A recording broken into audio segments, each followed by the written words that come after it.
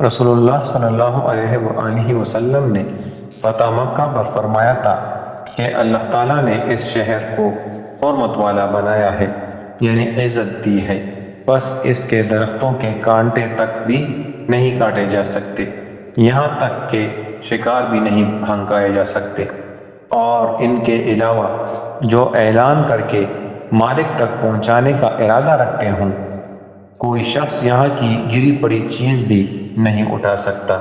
صحیح بخاری، حدیث نمبر 1587۔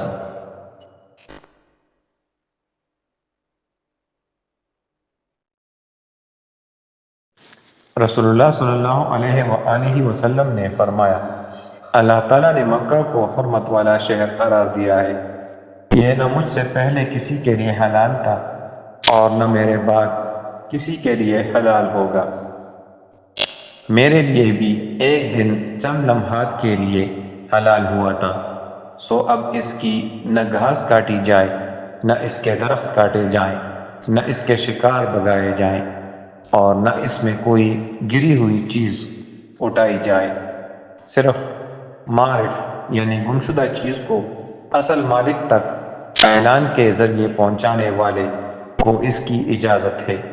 عباس رضی اللہ عنہ بن عبد المطلب نے عرض کیا کہ اصغر کے لیے اجازت دے دیجیے کہ یہ ہمارے سناروں اور ہمارے گھروں کی چھتوں کے کام میں آتی ہے، تو آپ صلی اللہ علیہ وآلہ وسلم نے اصغر کی اجازت دے دی۔ اکرمہ رضی اللہ عنہ نے کہا، یہ بھی معلوم ہے کہ حرم کے شکار کو بھگانے کا مطلب کیا ہے؟ اس کا مطلب یہ ہے کہ کسی درخت کے سائے تلے اگر وہ بیٹھا ہوا ہو تو تم سائے سے اسے ہٹا کر خود وہاں بیٹھ جاؤ۔ عبد الوہاب نے خالد سے اپنی روایت میں یہ الفاظ بیان کیے کہ اصغر ہمارے سناروں اور ہماری خبروں کے کام میں آتی ہے۔ صحیح بخاری، حدیث نمبر 2090۔